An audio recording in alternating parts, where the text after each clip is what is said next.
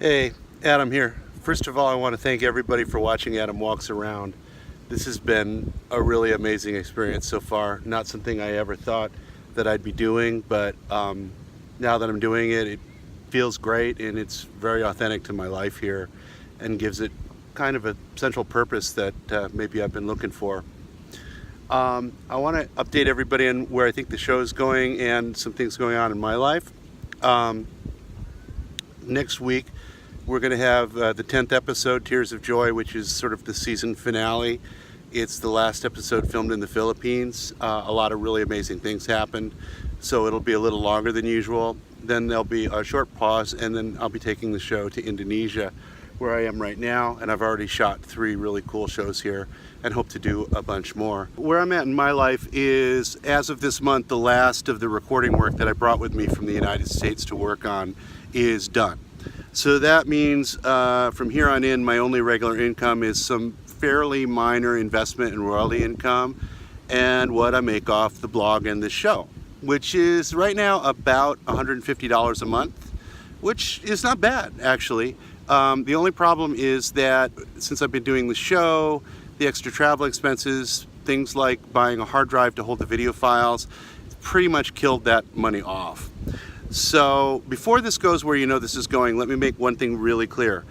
You are not responsible for me making a living over here. I have people asking me for money every day. So, tidak perlu pisah sekarang, maafkan saya. Yeah, mungkin ya. Anyway, you are not responsible for my living. I'm very clear on that. What this really is about is time. It doesn't take that long to do an episode of the show. 1 to 2 days to film, 1 to 4 days to edit, depending on how complicated it is. And it's actually well within my grasp to do the show more or less weekly, and I really enjoy doing the show. The problem becomes it's hard for me to dig into the other things that I have planned to make a living over here because they all require a little bit of startup time while I'm spending 60% of my time doing the show.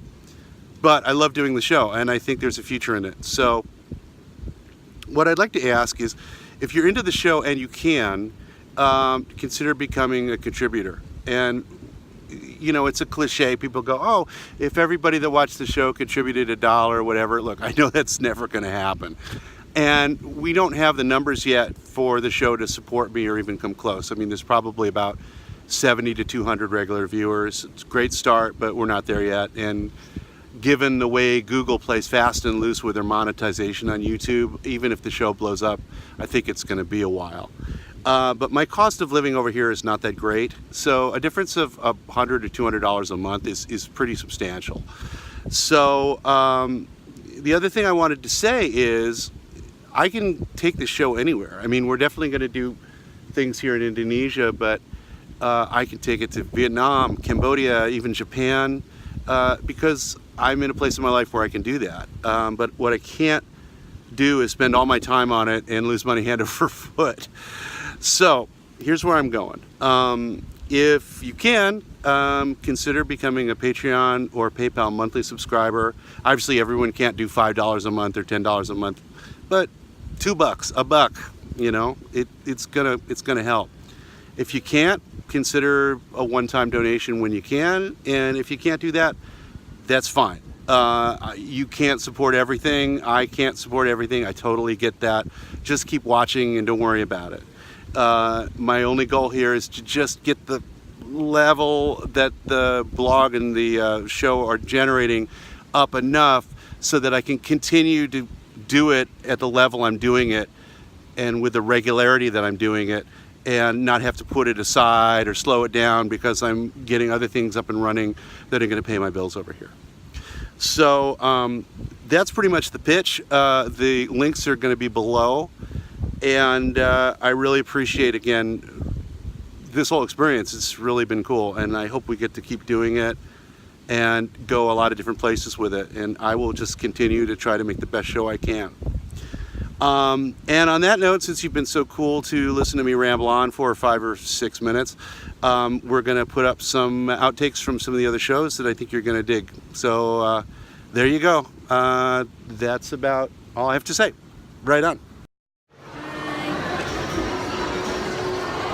Free taste, mom. Free taste, mom? Yeah. Free taste wine. The wine part sounds good. The mom part's not so good. Ako ay ang lalaki. Free taste, sir. Okay, I will never turn down a free taste of wine.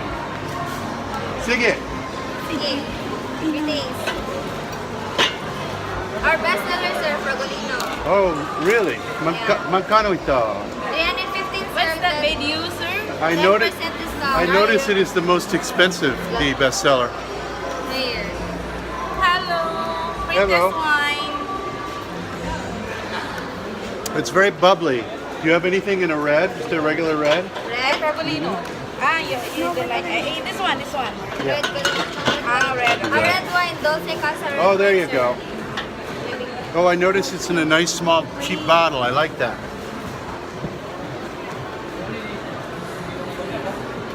All right. Here, sir. Salamat. Welcome, sir.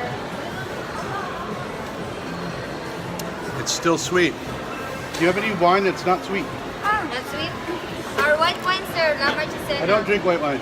You don't. Red wine, not This one, sweet. sir. Meron? Okay. There you go.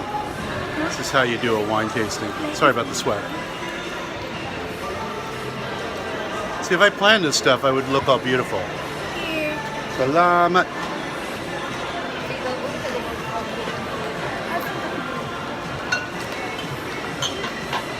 What's with Filipinos and sweet wine? I don't get it.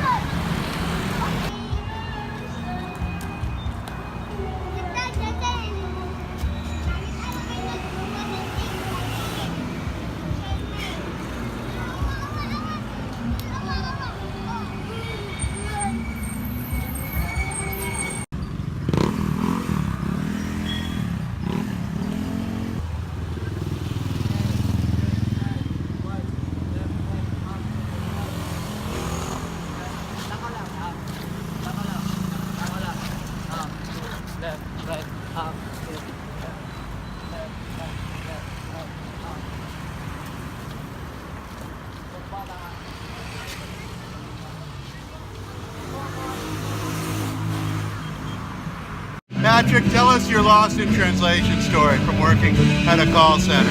Okay. So, I had this agent. I was a supervisor of a call center here. And what happened was that the customer was curious. So he asked her, "Where are you from, young lady?" And then she said, "I'm here in the Philippines." And then the customer said, "Really? Get out of here." Then she said, "Oh, I'm sorry. I'm still here for the next 4 hours until the end of my shift." What the fuck? Okay, wait. It happened. It happened. I'm not kidding. Wait, no. You have to tell them. I'm sorry. This, you have to tell them the story about the printer. Okay, you got to hear this. Okay, so here's another one. One of my agents came up to me and said, they call us TL, team leader. TL, I have a problem with the customer. He's very upset. They said, "Why? What did you do to him?" Then she said, "I was just trying to fix his printer problem, and then he got mad at me. Why?" Then she said, "Here's what the customer said. Look, I just bought this HP printer from Best Buy, and when I took it out of the box, it doesn't work. I'm not a happy camper." And then my agent told the customer, Oh, I'm sorry to hear that. Why did you take your printer camping? Okay, so you're saying that your friends that work at the call center have ways to break the boredom because Break they're the there for monotony, 8 hours yeah. straight. Yeah, I mean, you can actually record yourself asking the same questions. When did you have this problem? Have you tried powering on and off the device? That sort of thing. It gets boring. So some of my friends became creative, and what they did was they decided to test if Americans can understand Visayan if spoken in an American accent. So Okay. yeah, so this is what one friend of mine did.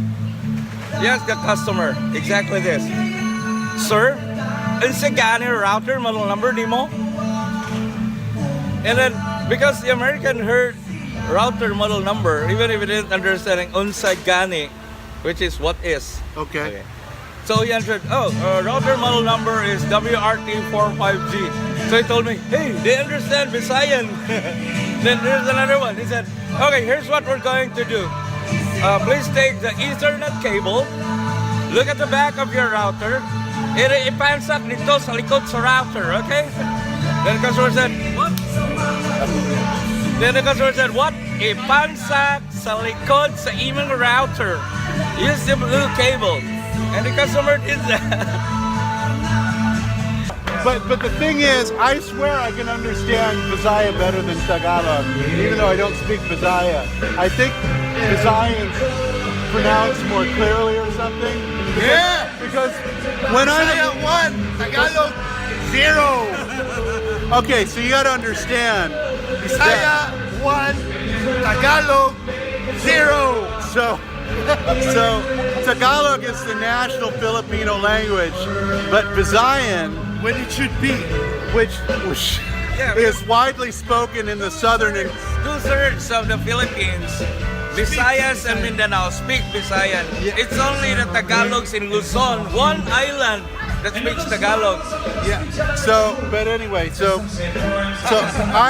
I don't speak any Visayan. The only word I know is maayong. Maayong. Yeah.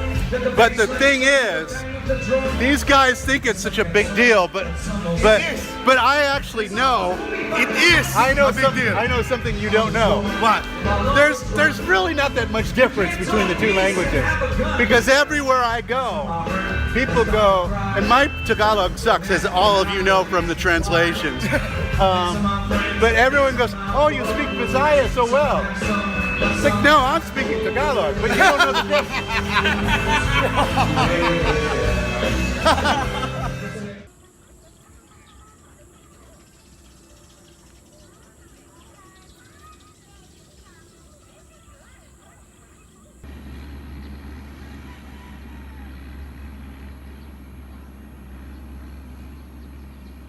Excuse me, gentlemen.